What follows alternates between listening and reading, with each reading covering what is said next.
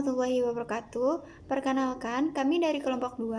Di sini kami akan memaparkan sedikit tentang masalah dari wilayah pesisir, kemudian alternatif dari masalah tersebut, dan potensi yang dimiliki oleh wilayah pesisir. Nah, untuk wilayah pesisir yang kelompok kami pilih yaitu wilayah pesisir yang berada di daerah Gunung Jati. Masalah pertama yang dimiliki oleh wilayah pesisir tersebut yaitu limbah perikanan. Seperti yang sudah kita ketahui, di sana terdapat TPI, yaitu tempat pelelang ikan, kemudian terdapat beberapa tempat persinggahan ikan, di mana ikan itu dibersihkan, ditimbang, kemudian dibeli oleh beberapa orang. Nah, pada saat membersihkan ikan tersebut, terdapat limbahnya, yaitu berupa potongan-potongan tubuh ikan, ataupun darah, yaitu limbah cair dari ikan tersebut.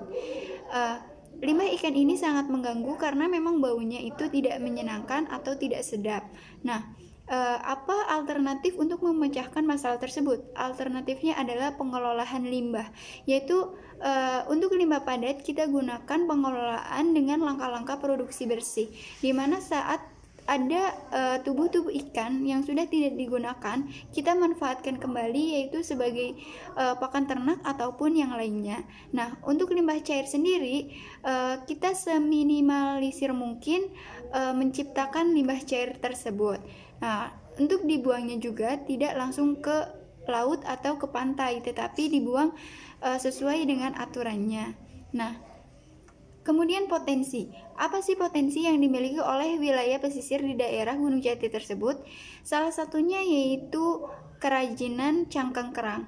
Nah, di sana memang sudah ada pemanfaatan cangkang kerang yaitu sebagai pencegah longsor. Nah, karena di sana banyak sekali cangkang kerangnya dan sudah menjadi limbah karena terlalu banyak dan hanya dimanfaatkan untuk pencegahan longsor saja, tetapi untuk kerajinan cangkang kerang ini belum ada, kemudian pengolahan makanan menggunakan cangkang kerang juga belum ada, sehingga hal tersebut menjadi potensi wilayah pesisir di daerah tersebut. Nah, potensi ini jika dikembangkan bisa meningkatkan pendapatan masyarakat daerah pesisir tersebut juga, sehingga potensi ini sangat bermanfaat bagi masyarakat daerah pesisir tersebut. Potensi wisata bahari pada Pantai Kisik Desa Kleyan tersebut masih belum terrealisasikan karena kurangnya pengelolaan di dalam Pantai Kisik Desa Kleyan tersebut. Nah, jikalau ditanami beberapa atau banyaknya dari mangrove bisa dijadikan sebagai wisata bahari, atau bahkan dibuat tambak ikan di beberapa tepi pantai itu bisa dijadikan sebagai wisata bahari. Nah, secara umum warga sekitar dari pantai tersebut terbilang ekonominya masih rendah.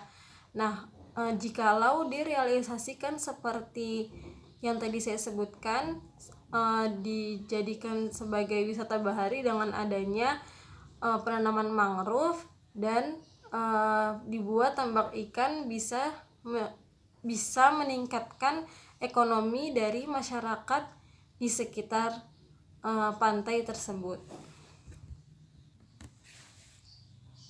Maka hal tersebut bisa dijadikan sebagai solusi untuk mengembangkan ekonomi di masyarakat sekitar pantai Kisik Desa Kleyan. Terima kasih. Assalamualaikum warahmatullahi wabarakatuh. Perkenalkan, nama saya Dian Gane Putri dari kelas Biologi A semester 6. Pada kesempatan kali ini saya akan sedikit menjelaskan tentang budidaya tambak ikan di Kota Cirebon dan sekitarnya. Kecamatan Gunung Jati merupakan salah satu daerah di Kabupaten Cirebon yang mempunyai potensi untuk perikanan budidaya. Salah satu di antaranya yaitu perikanan budidaya tambak. Berdasarkan kondisi tersebut, memicu masyarakat untuk memulai budidaya tambak. Adapun komoditas jenis ikan yang dibudidaya, ada ikan bandeng dan juga beberapa jenis udang lainnya. Namun, usaha budidaya tambak di daerah tersebut belum dapat dioptimalkan dengan baik. Hal ini terlihat dari rendahnya produksi ikan yang dipanen setiap tahunnya. Salah satu daerah di Kabupaten Cirebon yang membudidayakan ikan bandeng ini terletak di Desa Mertasenga. Adapun potensi yang dapat diketahui berupa potensi fisik dan juga potensi sosial. Potensi fisik itu meliputi ketinggian tempat untuk budidaya ikan, ketersediaan air, kualitas air, meliputi suhu air, pH air, warna air, rasa air, dan juga bau airnya. Sedangkan potensi sosial ada tingkat pengalaman petani tersebut, tentunya modal, tenaga kerja, dan juga pemasarannya. Hai teman-teman, kembali lagi dengan saya, Asri Nur Fitriani. Kali ini Asri akan berbagi informasi kepada teman-teman terkait dengan sumber daya mangrove. Langsung saja informasi yang pertama yaitu terkait dengan permasalahan yang terjadi di kawasan mangrove. Berdasarkan observasi yang telah dilakukan, permasalahan yang pertama yaitu minimnya pengetahuan masyarakat tentang nilai ataupun fungsi penting kawasan mangrove bagi kehidupan, sehingga masyarakat cenderung tidak peduli ataupun tidak memelihara ekosistem mangrove yang ada.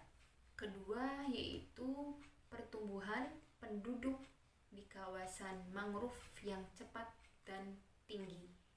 Selain itu, aktivitas masyarakat dalam bidang ekonomi tidak dapat terkontrol dengan baik, seperti alih fungsi lahan mangrove menjadi lahan tambak garam misalnya. Yang ketiga yaitu belum efektifnya koordinasi antara pihak atau lembaga yang terkait mengenai pengelolaan sumber daya mangrove ini. Informasi yang kedua berkaitan dengan potensi mangrove.